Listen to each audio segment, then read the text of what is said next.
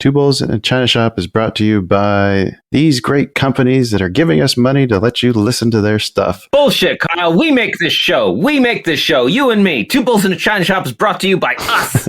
Someone's got to pay the bills, Dan, because it's not our trading. All right, roll them. This just in. Reportedly, pigs can fly. We're going live to... Can't take another crazy headline? Well, here's something you can appreciate. The MyGM Rewards card gives you best-in-class rewards with 4 points for every dollar spent everywhere and 7 total points earned per dollar spent with GM, bringing you one step closer to a new GM ride. That's the power of appreciation. From us to you. Subject to credit approval, terms and limitations apply. Visit mygmrewardscard.com. Your plans? Today it's dinner with the parents at your spot. We gotta come back here. Now, their spot. Or you're on the edge of your seat at the game. Come on, just one time. And it's the one. Or maybe you're catching the next flight to... Now boarding flight 1850. Oh, that's you. The choice is yours. And when you're with Amex, it's not if it's going to happen, but when. American Express. Don't live life without it. You are listening to an entertainment program put together by a company called Financial Ineptitude. Anything said on this show is not an endorsement or professional advice. Would you really want to tell a court of law you were suing us because you thought taking financial advice from two idiots on a podcast put out by Financial Ineptitude was a good idea? Really? Clown hat smiley face.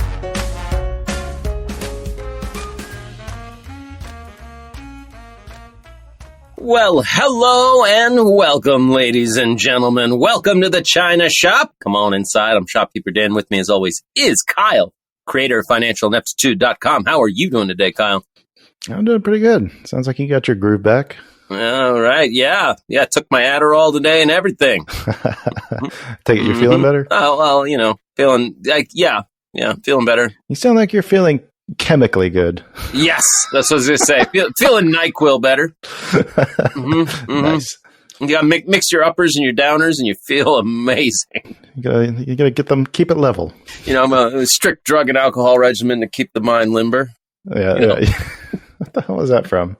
Big Lebowski. Ah, that's right. Yes. Anyway, all right, folks, we got a bunch of great news stories we're gonna get to today. But first, I'll just take a quick second and tell you, Sue Pullen is an amazing mortgage lender with Fairway MC Mortgages, equal housing opportunity. Kind of ran out of steam there, didn't you? Yeah. Shit. What are we talking about? Roll the song. We're just two fools trading information. Two fools trading information. I'm inclined to agree. Two fools trading information. That is accurate. Very accurate. What information? Well, shall I lead off then? I can lead off. I gotta go. Well, should we talk about CPI first? Oh, yeah. CPI came out this morning. It's coming out. Yes. It's not out as of this recording time, but by the time we release it, it will have been out. Is there anything worth talking about then? Yes. CPI numbers were either good or bad. And we'll analyze after. We'll analyze next week. No. All right. Yeah. Enough said. Okay. Well, screw that. Let's talk about railroads. Oh, yes. Monopoly. I like to get all four. No, not quite that. Looks like there's a big labor snafu going on with the railroad unions right now. 2 of the 12 are holding out on deals, and it's threatening to shut down services. Oh, wow. And it's to the point where they're actually cutting certain services to make sure they're not like transporting sensitive materials or anything like hazardous wastes if the outage does happen or if there is a strike. Oh, so like they don't want hazardous materials to get caught like just sitting in a railroad car out in the middle of nowhere? Exactly. Yeah. I mean, transferring like spent nuclear waste from 3 Mile Island if it's still around. Right. And then, strike happens at midnight on the 17th and everyone just steps off the train and leaves. Probably wouldn't happen with nuclear material, but I mean, flammable shit. Yeah, maybe. Yeah. Or even inflammable. I didn't realize how many people work for railroads throughout the country. These two of these there's 12 total unions that they mentioned in this story. These two represent over 90,000 workers. Remember when I had you turn off the recording or delay the recording so I could look something up? Like it was yesterday. Yeah. Yeah, that was like 5 minutes ago. Like literally 5 minutes ago. The timestamp says 5. Yes. Then like it was 5 minutes ago. Yeah, all right. Well, I'll refresh your memory. I was trying to find out how many people had railroad jobs in the U.S. First thing that pops up on Microsoft search engine is 77,700 in 2019. So Whoa. Okay. 77,700, but yet these two represent 90,000. Something doesn't quite add up. Well, I'll keep digging down. Okay, there's another one that says there's up to like 135,000. Another one showing 150. There's a lot. We'll just say that. So, like, are they talking then? Are some of these employees like railroad adjacent? Like, oh, I don't work for Union Pacific, but I work for the station out of Des Moines, Iowa. Yeah, that could be what it is. It could be like the support staffs that like work in the unloading docks. Like they may not technically be considered rail workers by whoever did this study. Okay. But the bottom line is it's a lot, is really what the point I was trying to make. Oh. Okay. And the nationwide shutdown is estimated to cost up to like $2 billion a day, according to well, this is from the Association of American Railroads, so take that with a grain of salt. Oh, this is from the unions that are striking. Yes. Well, the companies. Oh, okay. Is it the unions? I don't think it's the actual union. No, it's probably a union. Yeah, so I guess the next question is going to be, because there's we got midterms coming up. Like we've already had supply chain crises. Like this rail stoppage, if it does happen when it is looking like it is possible, is also going to happen right in the middle of the harvest for all the farmers. Oh yeah. So there could be a lot of crops that can't get to where they're supposed to go. I mean, I guess if that was the case, then Congress is likely to step in. They do have the power to delay any strikes. I'm trying to see what the actual rule is here. Yeah, you got to think of like the railroads are like national security issues, I would call it.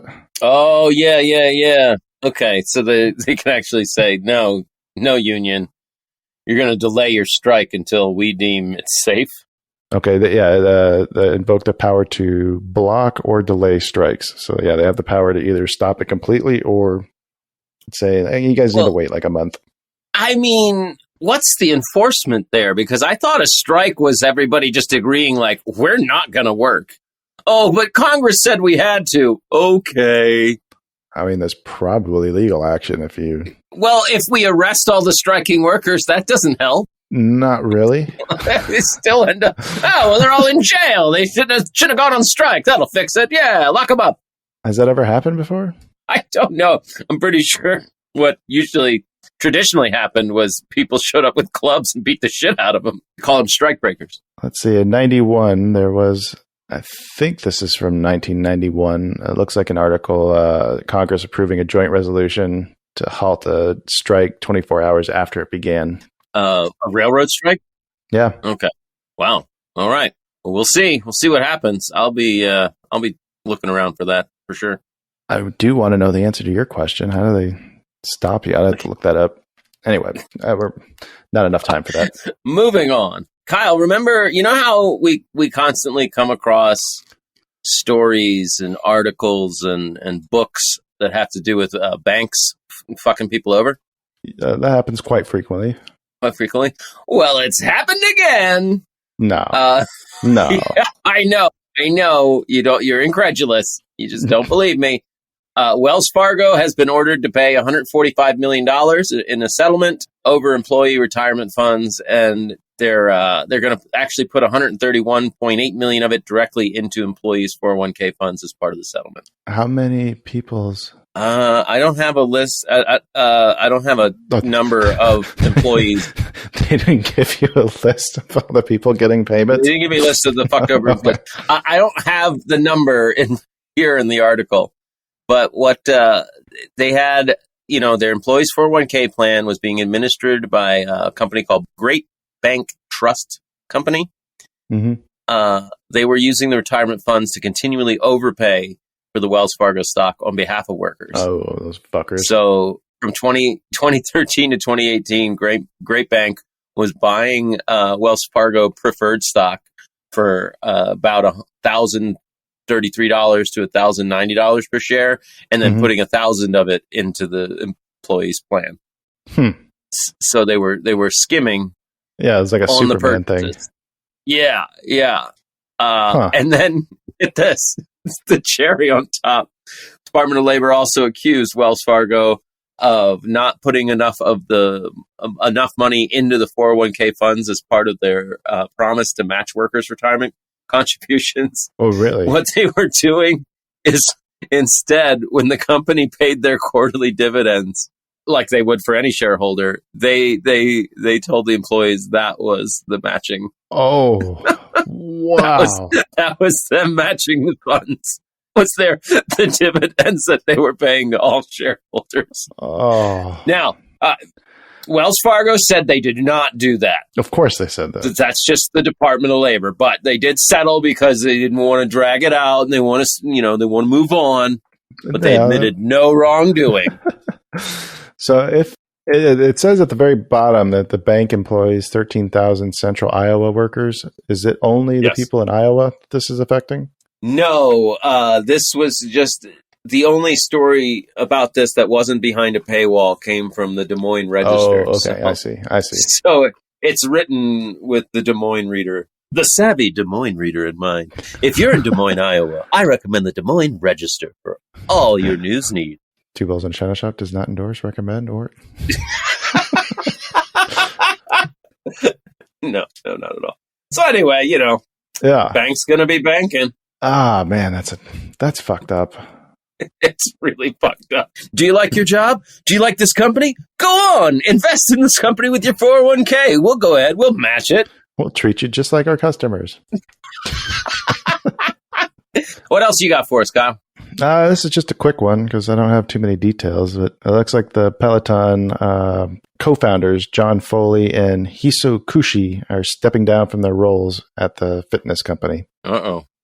So the executive chair is Foley. He formerly held the chief executive role, but his resignation is effective as of today, and Kushi is the chief legal officer. His resignation is effective on the 3rd. The board has already appointed somebody named Karen Boone to be the chairperson of the board, and Tammy Albaran is replacing Kushi as the chief legal officer and corporate secretary. Ooh, wait, so this wasn't the CEO. This was actually the board? It sounds like it's the chair, which kind of makes sense. These are the founding members. They probably held board seats based on their share holdings. Yeah, that's big. That's big. Yeah, because there's speculation, too, that because of them stepping down, there's speculation that they're going to be unloading a lot of their shares, which as co-founders, they're going to hold some pretty large blocks. Yeah, it's a shame. Shame they weren't unloading a year ago. Maybe they were. But there's no details in here about these two replacements. I know we did get someone who volunteered to answer any questions that we had about Peloton. Yes. Oh, yeah, for sure. So, yeah, Team Mandalore, if you guys can get us a report on Karen Boone and Tammy Albaran, I would appreciate that. Yeah, we'd like to know. Who these people are and what's their track record. What's their plan for the future? Yes, that too. Is Peloton going to be a buy after this?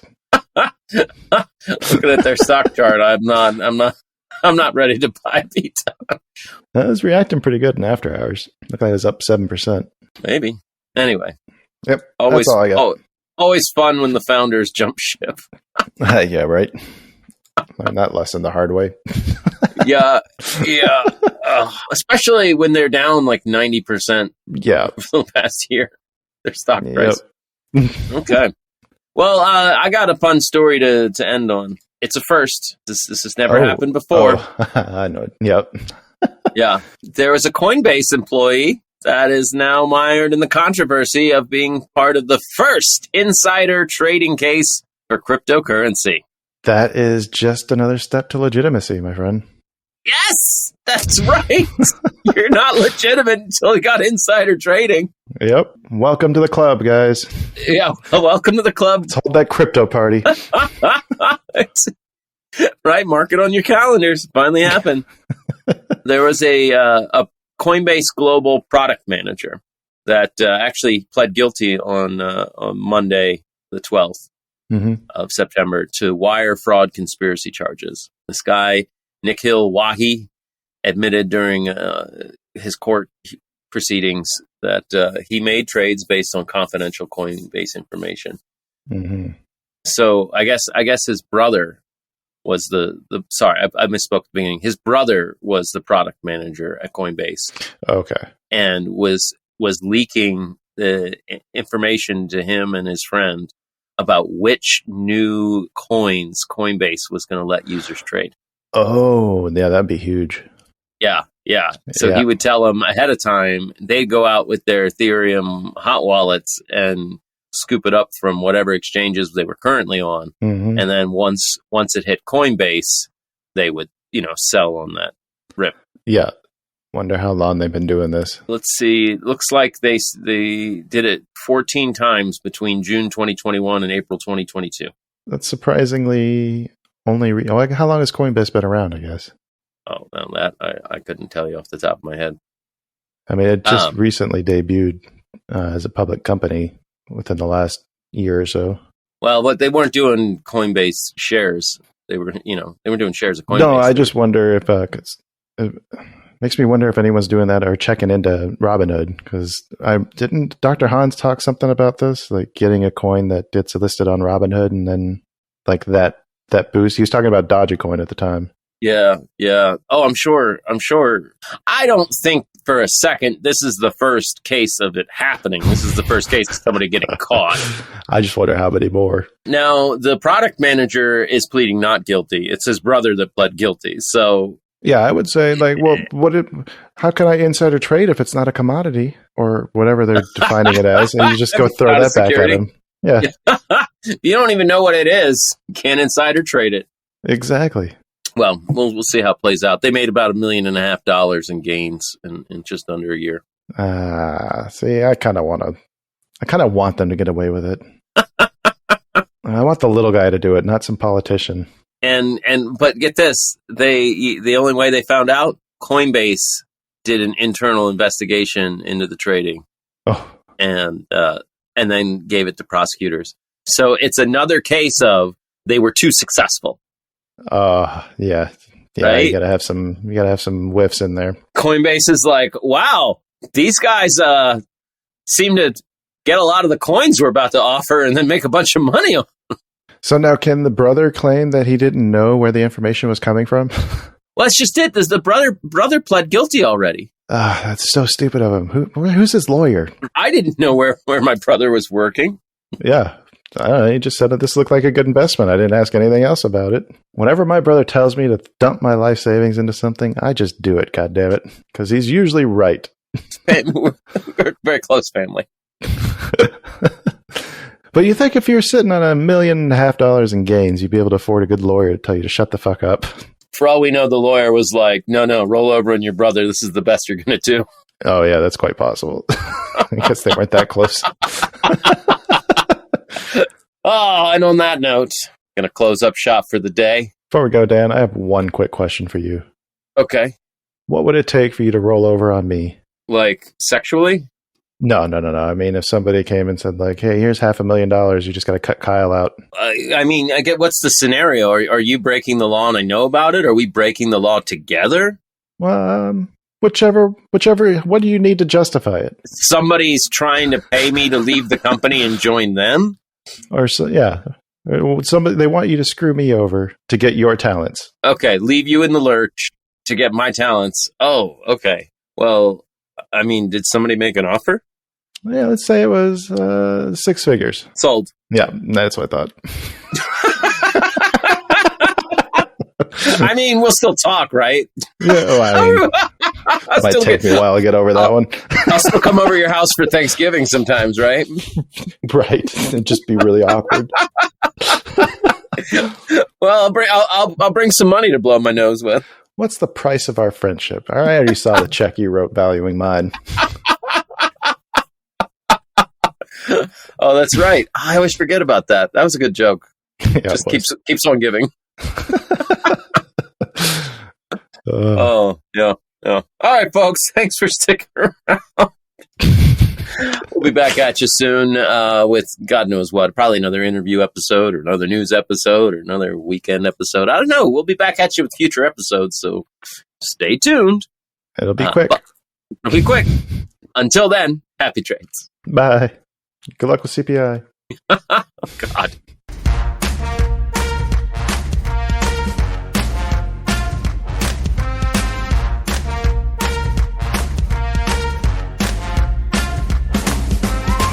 Two Bulls in a China Shop is an entertainment program, and all thoughts and opinions expressed in the show belong to the hosts and not of any company. They are not intended to provide specific advice or recommendations for any individual or on any specific security or investment product. It is only intended to provide entertainment about stocks and the financial industry of trading. If you make trades based on what you hear in this show, you assume all risks for those trades.